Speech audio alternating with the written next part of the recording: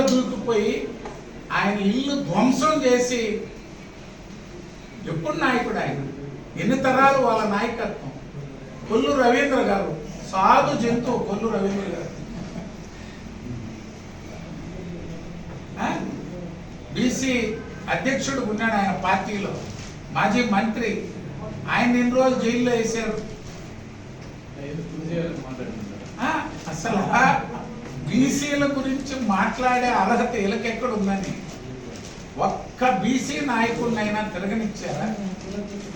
ఎంతమంది మాజీ మంత్రుల్ని నాయకుల్ని లోపలేసి అణిచేయాలని చూస్తే 5 సంవత్సరాలు నరకం చూశారు ఈ రాష్ట్రంలో బలహీన వర్గాల నాయకులు.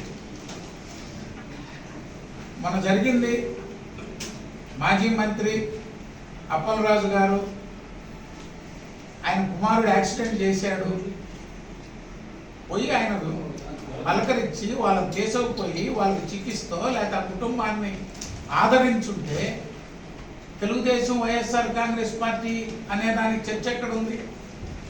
ఒక మాజీ మంత్రిగా పనిచేసి ఒక డాక్టర్, ఏ డాక్టర్ అయినా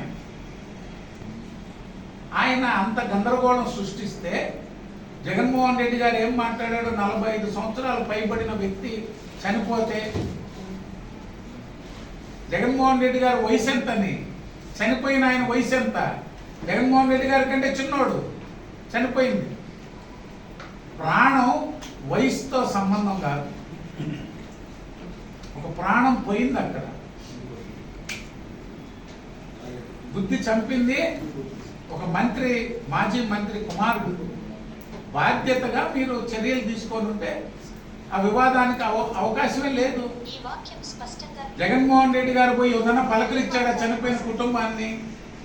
జగన్మోహన్ రెడ్డి గారు చేశారు దాని వివాదం, మేం చేయాల. ఒక్కరు పోయారా? ఆ కుటుంబాన్ని ఒక్కరు పలకరించారా? వాళ్ళని వదిలేసి దాన్ని రాజకీయంగా రగడ చేసి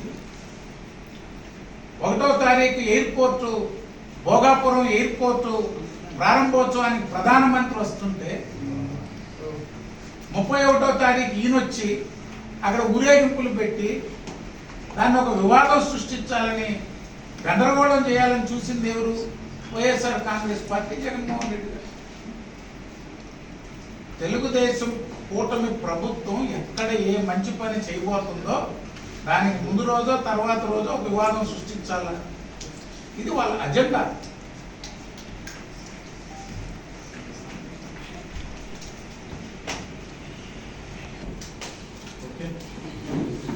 ఈనాటి స్పీకర్ గోడలు దూకిపోయి ఆయన ఇల్లు ధ్వంసం చేసి ఎప్పుడు నాయకుడు ఆయన, ఎన్ని తరాలు వాళ్ళ నాయకత్వం. కొల్లు రవీంద్ర గారు సాధు జంతువు. కొల్లు రవీంద్ర గారు బీసీ అధ్యక్షుడు ఉన్నాడు ఆయన పార్టీలో, మాజీ మంత్రి. ఆయన ఎన్ని రోజులు జైల్లో వేశారు. అసలు బీసీల గురించి మాట్లాడే అర్హత వీళ్ళకెక్కడ ఉందని ఒక్క బీసీ నాయకుడినైనా తిరగనిచ్చారా? ఎంతమంది మాజీ మంత్రుల్ని నాయకుల్ని లోపలేసి అణిచేయాలని చూస్తే 5 సంవత్సరాలు నరకం చూశారు ఈ రాష్ట్రంలో బలహీన వర్గాల నాయకులు. మన జరిగింది మాజీ మంత్రి అప్పలరాజు గారు, ఆయన కుమారుడు యాక్సిడెంట్ చేశాడు. పోయి ఆయన పలకరించి వాళ్ళని చేసుకుపోయి వాళ్ళకి చికిత్సతో లేకపోతే ఆ కుటుంబాన్ని ఆదరించుంటే తెలుగుదేశం వైఎస్ఆర్ కాంగ్రెస్ పార్టీ అనే దానికి చర్చ ఎక్కడ ఉంది? ఒక మాజీ మంత్రిగా పనిచేసి ఒక డాక్టర్, ఏ డాక్టర్ అయినా ఆయన అంత గందరగోళం సృష్టిస్తే జగన్మోహన్ రెడ్డి గారు ఏం మాట్లాడాడు? 45 సంవత్సరాలు పైబడిన వ్యక్తి చనిపోతే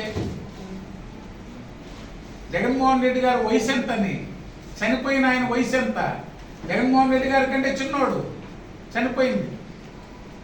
ప్రాణం వయసుతో సంబంధం కాదు, ఒక ప్రాణం పోయింది అక్కడ. బుద్ధి చంపింది ఒక మంత్రి, మాజీ మంత్రి కుమారుడు.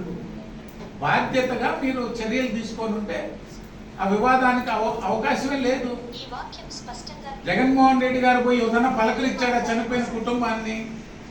జగన్మోహన్ రెడ్డి గారు చేశారు దాని వివాదం, మేం చేయలే. ఒక్కరు పోయారా? ఆ కుటుంబాన్ని ఒక్కరు పలకరించారా? వాళ్ళని వదిలేసి దాన్ని రాజకీయంగా రగడ చేసి 1వ తారీఖు ఎయిర్పోర్టు, భోగాపురం ఎయిర్పోర్టు ప్రారంభోత్సవానికి ప్రధానమంత్రి వస్తుంటే 31వ తారీఖు ఈయనొచ్చి అక్కడ ఊరేగింపులు పెట్టి దాన్ని ఒక వివాదం సృష్టించాలని, గందరగోళం చేయాలని చూసింది ఎవరు? వైఎస్ఆర్ కాంగ్రెస్ పార్టీ, జగన్మోహన్ రెడ్డి గారు.